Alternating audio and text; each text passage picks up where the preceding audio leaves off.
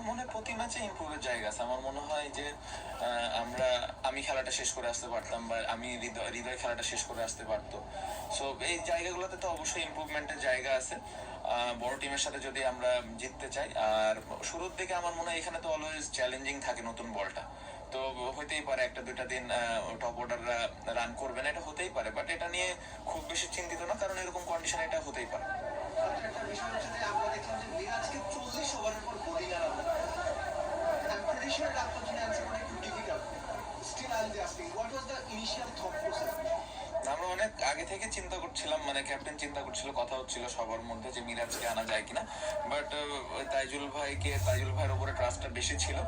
So শেষের দিকে মনে হলো যে ডানহাতি বোলারকে মারাটা ডিফিকাল্ট, কারণ এই সাইডটা বড় ছিল এবং ও লেফট আর্ম স্পিনারকে ভালো খেলতেছিল। সো ওর উপরে বিশ্বাস ছিল এবং ও ক্যাপাবল যে কোনো সময় বল করার জন্য। সো ওইটাই ও করেছে, খুবই ভালো বল করেছে। আমার মনে হয় যে এই জিনিসগুলো আমাদের সামনের ম্যাচগুলোতে অনেক হেল্প হবে, যে কোনো সিচুয়েশনে যে কেউ বল করতে পারে। It was your first ODI 100 that you scored today, and you scored it in England. Describe your feelings when you hit the line to get to 100. Very happy, first of all, because this is my first one-day international 100, and the way I wanted to bat, I batted properly. That's what I feel. But still, if I finish the game, it will be more happy for me.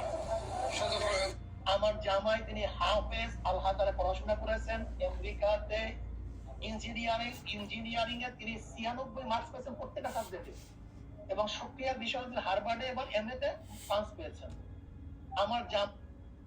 আমার জামাই প্রতি বছর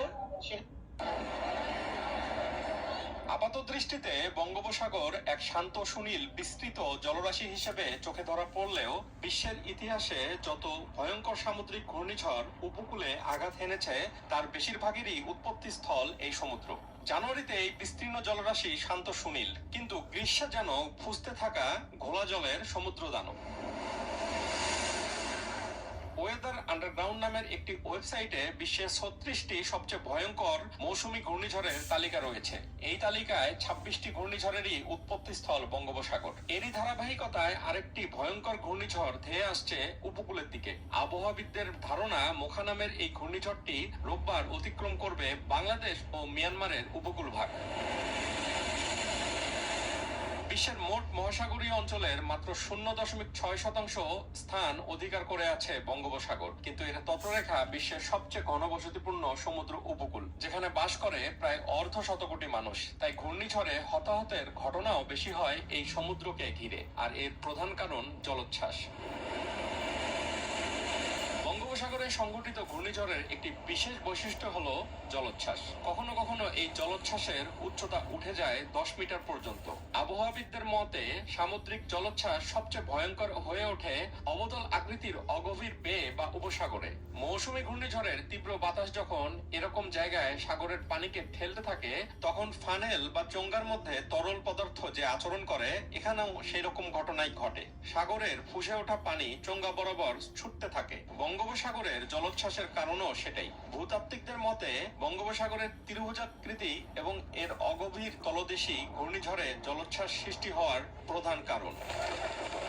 এছাড়া বঙ্গোপসাগরে এর সঙ্গে যুক্ত হয় আরো বাড়তি কিছু বৈশিষ্ট্য। এই সমুদ্র খুবই উষ্ণ, গ্রীষ্মে ব্যাপক হারে বেড়ে যায় সমুদ্রপৃষ্ঠের তাপমাত্রা। এর ফলে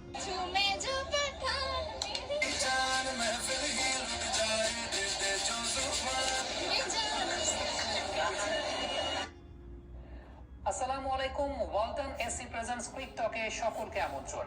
এই ভিডিওটা করার উদ্দেশ্য হচ্ছে, শরীফুল ইসলাম যখন তার খুব সম্ভবত থার্ড ওভারটা বোলিং করতে এসেছিলেন, তখন নায়াল ওব্রায়েন তাকে নিয়ে মজা নিচ্ছিলেন। মজাটা এরকম ভাবে নিচ্ছিলেন যে শরীফুল ইসলাম 4 এবং 6 কনসিড করার পর তিনি সম্ভবত তার রান আপে এবং ল্যান্ডিং এ কোনো প্রবলেম হচ্ছিল, এই ব্যাপারটা তিনি বুঝিয়েছিলেন, এবং তখন দেখা যাচ্ছিল যে সয়েলের যে সমস্ত এলিমেন্ট যেগুলো দিয়ে পিচের ওই জায়গাগুলো ঠিক করা হয়, সেগুলো দিয়ে আলটিমেটলি পিচের একটা শুশ্রূষা করা হচ্ছিল। তখন নায়াল ওব্রায়েন কমেন্ট্রিতে বলে উঠেছিলেন যে হ্যাঁ, এখন 4 ছক্কা খাওয়ার পর এগুলোর অজুহাত দেয়া হচ্ছে। বাংলাদেশের কমেন্টেটর সমন্বয় ঘোষ তিনি শরীফুল ইসলামের পক্ষে তখন খুব সুন্দরভাবে সিচুয়েশনটা ট্যাকেল দেওয়ার চেষ্টা করেছেন। এবং তিনি বলেছেন যে অ্যালান উইলকিন্স, তিনি এর আগে কমেন্ট্রিটার যখন পাওয়ার ছিল তখন বলছিলেন যে শরীফুল ইসলামের সবকিছুই ঠিক আছে, বাট যদি as a left arm pacer তিনি ডানহাতি ব্যাটারের জন্য যে বলগুলো ইনকামিং করা যায় সেই বলগুলোর কৌশল যদি আয়ত্ত করতে পারেন তাহলে হয়তোবা তিনি আরেকটু সাকসেসফুল হবেন। কারণটা বোলিং করতে পারেন সেই পেসটায় শরীফুল ইসলাম বোলিং করতে পারেন না। নায়াল ওব্রায়েন তখন একটা কথা বলেছিলেন যে ভাই তুমি যদি ওই এত দূরে থেকে ইনকামিং ডেলিভারিও করাও তাহলেও কোনো লাভ নাই, কারণ ওই পার্টিকুলার ওভারটাতে শরীফুল যেরকম ভাবে বোলিং করছিলেন আপনারা যদি একটু খেয়াল করে দেখেন তাহলে দেখবেন যে ওয়াইড বল করছিলেন এবং সেই সঙ্গে অনেক বেশি শর্ট অফ লেন্থের বল করছিলেন। এখন শরীফুল যে পেসে বোলিং করেন ওই পেসে এরকম ওয়াইড এবং এরকম শর্ট অফ লেন্থের বল করা সেটা অনেকটা সুইসাইডাল, অর্থাৎ আপনার পেস নাই, আপনার বলে ওই লেভেলের সুইং নাই, আউটগোয়িং সুইংটাও সেরকম কিন্তু না, হয়তোবা মুস্তাফিজুর রহমানের মতো না। সো ওই সময়টাতে আলটিমেটলি আপনাকে কিন্তু লেন্থ ম্যানেজমেন্টের দিকে অনেক বেশি মাত্রায় ফোকাসড থাকতে হবে, যেটার ব্যাপারে নায়াল ওব্রায়েন আসলে ওই সময়টা একটু মজা নিচ্ছিলেন, তিনি সেটা মজা নিতেই পারেন।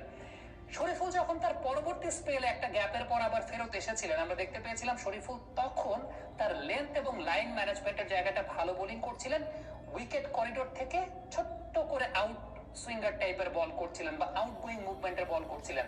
আমরা দেখতে পেয়েছিলাম যে কয়েকটা বল কিন্তু ইনসাইড এজ হয়েছিলেন ব্যাটার, ইভেন যেগুলো আমরা দেখতে পাচ্ছিলাম যে ওই যে ফোর্থ স্টাম্পের বলে যেগুলো উইকেট করিডোরে পিচ করে ছোট্ট একটা মুভমেন্ট থেকে বেরিয়ে যাচ্ছিল, ব্যাটসম্যান আউটসাইড এজ বা ইনসাইড এজ হচ্ছিলেন এবং তারপর হঠাৎ করে একটা লেন্থের বল একটু সামনে দিয়েছেন, ওই টাইপ অফ একটা বলে আউটসাইড এজে কিন্তু আউট হয়ে গিয়েছিলেন ব্যাটার।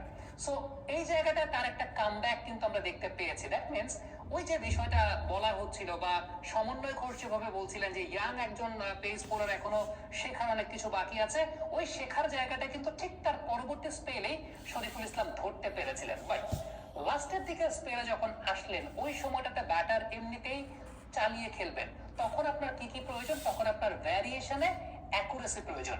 ভ্যারিয়েশন যে শরীফুল করতে যাচ্ছিলেন না তা কিন্তু না, করতে কিন্তু যাচ্ছিলেন, ওয়াইড ইয়র্কার করার ট্রাই করছিলেন, বাট আনফরচুনেটলি ওয়াইড ইয়র্কার করতে গিয়ে 3টা ওয়াইড তিনি করে ফেলেছেন। ইভেন ওই যে ওয়াইড ইয়র্কার করতে গিয়ে হাফ বলে হয়ে যাচ্ছে, ব্যাটার খুব ইজিলি সেগুলোকে নেগোশিয়েট করছেন। এবার আমরা এটাও দেখতে পেয়েছি যে ওই যে বলগুলো যেগুলো তিনি ওয়াইড ইয়র্কার করতে যাচ্ছেন, যেগুলো একটু এদিক ওদিক হয়ে গেলে